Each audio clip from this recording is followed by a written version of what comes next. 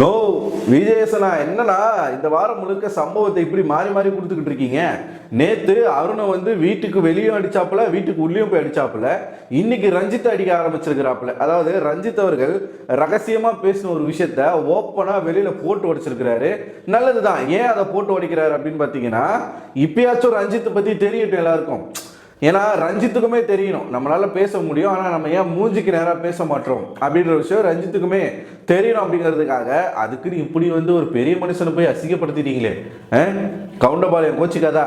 கவுண்டபாளையம் மூஞ்சே சரியில்லையே. இன்னைக்கான முதல் ப்ரோமோல நடக்கிற விஷயம் என்ன அப்படின்னு பார்த்தீங்கன்னா, வார வாரம் அந்த வீட்டினுடைய தலைவரை பற்றி பேசுவாங்க. அவங்களுடைய கேப்டன்ஷிப் எப்படி இருந்துச்சு, இந்த வீட்டை எப்படி வழி நடத்துனாங்க அப்படிங்கிறத பேசுவாங்க. அதே மாதிரி இந்த வாரத்துக்கான தலைவர் ரஞ்சித் அவர்கள் அவருடைய கேப்டன்ஷிப் எப்படி இருந்துச்சு அப்படின்னு வந்து பேசும் பொழுது ஒவ்வொரு ஹவுஸ்மேட்டும் காரி துப்பாத குறையா ரஞ்சித் அவர்களை கழுவி கழுவி ஊத்துறாங்க.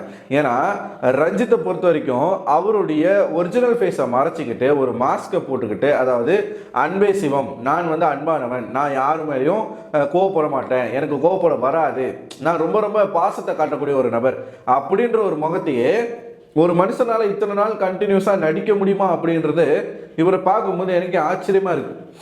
ஒரு இடத்துல கூட தன்னுடைய எமோஷன்ஸை வெளிக்காட்டாம எப்படிதான் இவர் வந்து இருக்காரு அப்படின்றது நமக்கே கொஞ்சம் ஷாக்கிங்கான ஒரு விஷயம் தான், ஆச்சரியமா இருக்கு. ஸோ அதை போட்டு இன்னைக்கு உடைச்சிருக்கிறாரு விஜய் சேதுபதி. அவர் வந்து அப்படிதான் ஆனா நடிக்கிறாரு அப்படிங்கிறத காட்டியிருக்காரு. ஒவ்வொருத்தராக கேட்குறாரு. முதல்ல மஞ்சரி எந்திரிச்சு என்ன, அவங்க வந்து எப்பயுமே பேசுகிற ஒரு விஷயத்துல கிளாரிட்டியாக இருக்கும் இல்லையா, அதே மாதிரி இப்பயும் என்ன சொல்லிட்டாங்க அப்படின்னா, ஒரு தலைவர் அப்படிங்கிறவர் வந்து இந்த வீட்டை வழி நடத்தணும் சார், ஆனால் ரஞ்சித் அவர்களை பொறுத்த வரைக்கும் நாங்கள் அவரை வழி நடத்த வேண்டியதாக ஆயிடுச்சு அப்படின்னு அவங்க சொல்லிட்டாங்க. தீபக் அவருடைய பங்குக்கு ஒரே வார்த்தை ஐம் டிசப்பாயிண்டட் சார் அப்படின்னு சொல்லி அவர் சொல்லிட்டாரு. ஜாக்லின் எழுந்திரிச்சு அவங்க பங்குக்கு என்ன சொல்லிட்டாங்க, இந்த வாரம் முழுக்க அவரை தேட வேண்டியதாக ஆயிடுச்சு சார், நாங்கள் தேடுறோம் கேப்டன் எங்கே இருக்காருன்னு சொல்லிட்டு தேட வேண்டியதாக ஆயிடுச்சு அப்படின்னு சொல்லிட்டு அவங்க ஒரு பக்கம். முத்துக்குமரனும் அவருடைய பங்குக்கு என்ன சொல்லிட்டாரு, இந்த கேப்டனை பார்க்கும்போது எங்களுக்கு ரொம்ப பரிதாபமாக இருந்துச்சு அப்படின்னு சொல்றாரு.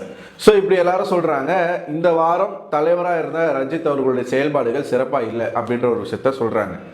விஜய் சேதுபதி அவருடைய பங்குக்கு என்ன சொல்லி முடிக்கிறார் அப்படின்னு பார்த்தீங்கன்னா, நீங்கள் வந்து அன்பானவர், பாசமானவர், தங்கமானவர், இதெல்லாம் சரிதான், ஆனால் பின்னாடி போய் நீங்கள் என்ன பேசுகிறீங்க, சௌந்தர்யோட முகத்தை தரையில் வச்சு தேய்க்கணும்னு சொல்லிட்டு பேசுகிறீங்க.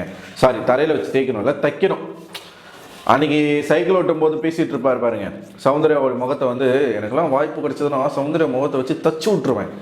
போப்பா, இங்கே போ, அங்கே போப்பா. பாண்டி கட்டியா? இது உன் அவசரம் இல்லைப்பா, உனக்கு அப்புறமா வரவங்களோட அவசரம். பெடரியா? பெடரினா காதில் கத்திட்டாங்களா?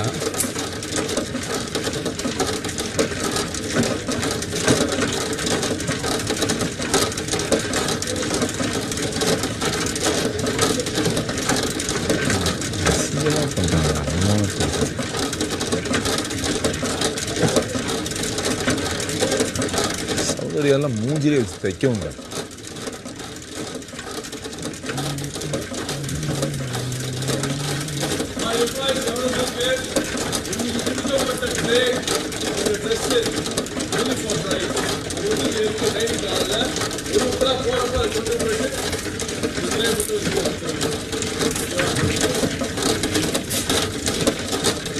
ஆமா, யாருமே கேட்காதீங்க, நம்ம போய் பார்ப்போம். அவங்களால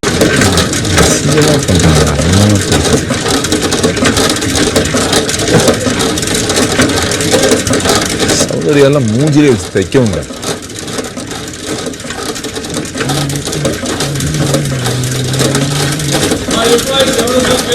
அப்படின்னு சொல்லி பேசியிருப்பாரு.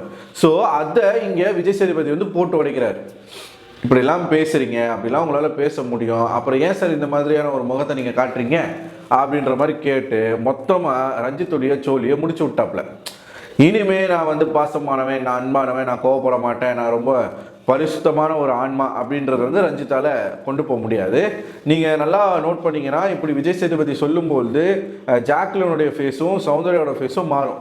ஸோ அவங்க இதுக்கப்புறம் உஷாராயிருவாங்க, இவர் வந்து இப்படி தான் அப்படின்னு சொல்லிட்டு. இனிமேல் ஒவ்வொருத்தரு கூடயும் வந்து ரஞ்சித்துக்குள்ளே ஒரு பகை வரும். ரஞ்சித் மேபி அடுத்த வாரம் வெளியில் போயிடுவாருன்னு தான் நான் நினைக்கிறேன். ஏன்னா அப்படி தான் இருக்குது, ஓட்டிங் பொறுத்த வரைக்கும் அப்படி தான் இருக்குது. ப்ளஸ் அவருடைய செயல்பாடுகள் அவ்வளோதான் முடிஞ்சு போச்சு. ஒரு மறைஞ்சு இத்தனை வாரங்கள் வந்துட்டார் ரஞ்சித் வந்து. என்னை பொறுத்த வரைக்கும் முதல் வாரமே வெளியில் போக வேண்டிய ஒரு கண்டஸ்டன்ட். இத்தனை வாரங்களா அப்படியே மறைஞ்சு வந்துட்டாரு. ஃபேட்மேன் வந்து பண்ண ஒரு விஷயத்தினால அவருக்கு ஹைப்பு கிடைச்சி தான் இத்தனை வாரங்கள் அவர் சர்வை பண்ணிட்டார். ப்ளஸ் நிறைய வாரங்கள் வந்து நாமினேஷன்ஸ்க்கு வராமல் அப்படி இருந்து வந்துட்டாரு. விசித்ரா அவர்கள் மாதிரியே போன சீசன்ல விசித்ரா அவர்கள் ஒரு சீனியர் கண்டஸ்டண்டா உள்ள வந்து ரொம்ப நாட்கள் இருந்தாங்க, 80 டேஸ்க்கு மேல இருந்தாங்க. அதே மாதிரி தான் ரஞ்சித் அவர்களும் ஒரு சீனியர் கண்டஸ்டண்டா உள்ள வந்து இத்தனை நாட்கள் அவர் உள்ள இருந்ததே பெரிய விஷயம். போதும் இத்தனை நாட்கள் அவர் உள்ள இருந்தது போதும், அடுத்த வாரம் வெளியில போனா நல்லா இருக்கும். ஸோ ரஞ்சித்தை நீங்க எடுத்து நீங்க பாத்தீங்க அப்படின்னா மூஞ்சுக்கு முன்னாடி ஒரு பேச்சு பேசுவார், பின்னாடி ஒரு பேச்சு பேசுவார். அதே மாதிரி பர்ஃபார்மன்ஸ் பண்ண வேண்டிய இடத்துல பயங்கரமாக பர்ஃபார்மன்ஸ் பண்ணுவார். அந்த ஃபேஸ் ரியாக்ஷன்ஸாக இருக்கட்டும், எப்பயுமே தன்னை வந்து ஒரு நல்லவராகவே காட்டிகிட்டு இருந்தார். அது எல்லாத்தையுமே இன்றைக்கி வந்து போட்டு உடைக்கிறாங்க போல இருக்குது. ஸோ பல காட்டுக்கு இருக்குன்னு நினைக்கிறேன் ரஞ்சித்துக்கு. ஏன்னா எத்தனை நாளைக்கு ஒரு மனுஷன் வந்து இதே மாதிரி பண்ணிட்டு இருக்க முடியும்? ஏதாச்சும் ஒரு இடத்துல தன்னுடைய உண்மையான கோபத்தை வந்து காட்டுறவங்க தான் ஒரு நல்ல மனுஷன், நல்ல நடிகனாக இருக்க முடியும். அப்படி பார்க்கும்பொழுது ரஞ்சித் வந்து ரொம்ப ஃபேக், ரொம்ப ஃபேக்கு. ஸோ அந்த ஃபேக்கான ஒரு கேரக்டருக்கு இந்த ஒரு தர்மடி அப்படிங்கிறது தேவை. அப்புறம் ரஞ்சித் அவர்கள் வந்து மாற்றி பேசக்கூடிய ஒரு பர்சன். இங்கே ஒரு பேச்சு பேசுவார், அப்படியே அங்கே போய் வேற ஒரு பேச்சு பேசுவார். அது மட்டும் இல்லாமல் அவரை யாராச்சும் ஒருத்தவங்க குறை சொல்லிட்டாங்க அப்படின்னா உடனடியாக அந்த இடத்துல பொங்கி எழுந்து யார் சொன்னாங்களோ அவங்களே போய் சொல்றதெல்லாம் நம்ம பார்த்துருக்கோம். ஒரு விஷயத்துல அவர்கிட்ட ஒரு விஷயம் நம்ம பேச வராங்க, நீங்க பண்ணது தப்புங்க, இந்த மாதிரி செய்யக்கூடாதுன்னு சொன்னா உடனடியா கண்ணே நான் வந்து சொல்றேன் கண்ணே இப்படி இருக்கலாம் அப்படின்னு சொல்றேங்க, நீங்க புரிஞ்சுக்கணும் அப்படி இப்படின்னு ஒரு கான்வர்சேஷனை அவர் முடிக்கிறதுக்கு மட்டுமே 1 மணி நேரம் ஆகும். அவர் ஸ்டார்ட் பண்ணாருன்னா முடிக்கிறது. எப்பயுமே அவர் சைடு வந்து கிளியரா வச்சுக்கணும்னு நினைக்கிறாரு. எப்பயுமே அவர் மேல எந்த குறையும் இல்லை, எந்த தப்பும் இல்லை, ஒரு புரிதலுக்காக சொல்றேங்கண்ணா அப்படின்ற மாதிரி அப்படியே மாற்றுவாப்புல, அப்படியே டைரக்ஷனே மாற்றுவார். ஸோ இந்த மாதிரி வந்து ஒரு பயங்கரமான ஒரு கேம் விளையாடக்கூடிய ஒரு பிளேயர் தான். ஸோ இப்படிப்பட்ட ஒரு கேரக்டரை கொண்ட ஒரு பிளேயருக்கு இந்த அடி அப்படிங்கிறது ரொம்ப தேவையான ஒரு அடி தான். இன்னும் யார் என்னெல்லாம் சொல்ல போகிறாங்கன்றது தெரியல. நிறைய அதிர்ச்சிகரமான விஷயங்கள்லாம் கேள்விப்படுறேன் நான். அதாவது நேற்று ஒரு செய்தி வருது, இன்றைக்கி ஒரு செய்தி வருது, நமக்கு ஒன்றுமே புரியலை, எதை நம்புறது எதை நம்பக்கூடாது.